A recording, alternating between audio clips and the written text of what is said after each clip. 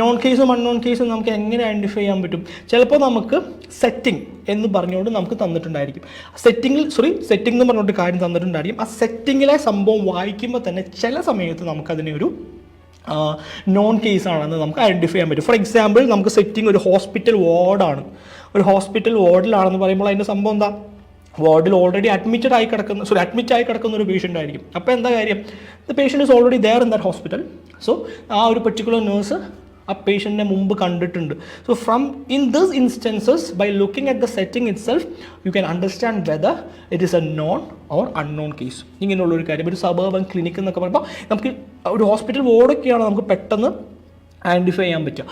ഇപ്പോൾ സെറ്റിങ്ങിൽ നമുക്ക് ഐഡൻറ്റിഫൈ ചെയ്യാൻ പറ്റുന്നില്ല. ഫോർ എക്സാമ്പിൾ, ഒരു സബർബൻ ക്ലിനിക് ആയിരിക്കും. ആ സബർബൻ ക്ലിനിക്കിൽ ഒരു റുട്ടീൻ ചെക്കപ്പിന് വരുന്നൊരു പേഷ്യൻ്റ് ആയിരിക്കും. അപ്പോൾ സബർബൻ ക്ലിനിക് എന്ന് പറയുന്ന ആ ഒരു സെറ്റിംഗ് വെച്ചിട്ട് തന്നെ we cannot identify or we cannot differentiate it as a known or an unknown case. അപ്പോൾ എന്ത് ചെയ്യണം?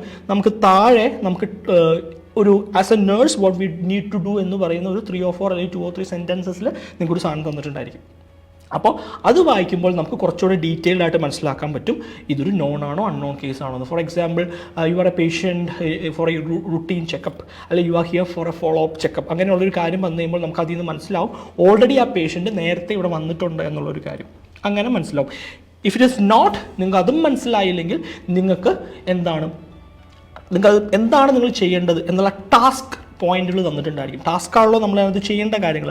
അതിനകത്തുനിന്ന് നമുക്ക് അതൊരു നോൺ ആണോ അൺനോൺ ആണോ എന്ന് മനസ്സിലാവും. ഫോർ എക്സാമ്പിൾ, ടാസ്ക് ബുള്ളറ്റ് പോയിന്റിൽ enquire the purpose of the visit, ask why the patient or why he or she visited the place എന്ന് ചോദിക്കുമ്പോഴും നമുക്ക് മനസ്സിലാകും ഇത് എന്തുകൊണ്ടാണ് വിസിറ്റ് ചെയ്തതെന്ന് ചോദിച്ചു കഴിയുമ്പോൾ എന്താ, നമുക്ക് അറിയാവുന്ന ഒരു പേഷ്യൻ്റ് ആണെങ്കിൽ അല്ലെങ്കിൽ അറിയാവുന്ന ഒരു വ്യക്തിയാണെങ്കിൽ എന്തിനാണ് താങ്കളിവിടെ വന്നത്, എന്ത് കാര്യത്തിനാണ് താങ്കളിവിടെ വന്നത് എന്നുള്ള കാര്യം നമുക്ക് ചോദിക്കേണ്ട ആവശ്യമൊന്നുമില്ല. സോ നമുക്ക് ആ ഒരു പർട്ടിക്കുലർ പേഷ്യൻറ്റിനെയോ അല്ലെങ്കിൽ നമുക്ക് ആ പർട്ടിക്കുലർ വ്യക്തിനെ കുറിച്ചോ ഒന്നും തന്നെ അറിയില്ലെങ്കിൽ ആ ടാസ്ക് പോയിന്റിൽ ഇങ്ങനെ തന്നിട്ടുണ്ടായിരിക്കും enquire the purpose of the visit, explore the reason of the visit എന്ന് തന്നിട്ടുണ്ടായിരിക്കും. സോ ഇവിടെ 2 കാര്യങ്ങളും വന്നു. ആദ്യത്തെ ക്ലാസ്സിൽ പറഞ്ഞ നോണിൻ്റെ കാര്യവും പറഞ്ഞു, എക്സ്പ്ലോർ എന്ന് പറയുന്ന അല്ലെങ്കിൽ എൻക്വയർ എന്ന് പറയുന്ന കീവേഡും വന്നു. എക്സ്പ്ലോർ എൻക്വയർ എന്ന് പറഞ്ഞാൽ എന്താ, നമ്മൾ അറിയുകയാണ് ചെയ്യേണ്ടത് എന്തിനാണ് അവർ വന്നത്. So we need to ask questions. So the first task there is information gathering.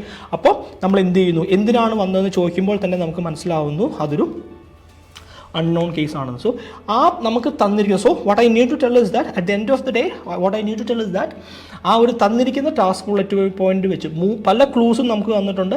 ഏത് you can identify this thing from the setting. ഒരു നോൺ കേസ് ആണോ അൺനോൺ കേസ് ആണോ എന്നുള്ളത് ഒന്നെങ്കിൽ നിങ്ങൾക്ക് സെറ്റിംഗിൽ നിന്ന് മനസ്സിലാവും. If you cannot identify that thing based on the setting, the next nurse എന്ന് പറയുന്ന ആ ഒരു പോയിന്റിൽ നിങ്ങൾക്ക് തന്നിട്ടുണ്ടായിരിക്കും.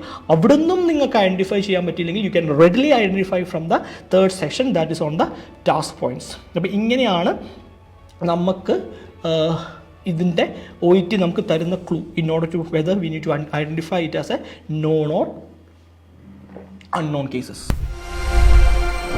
IILT, it's my cup of tea.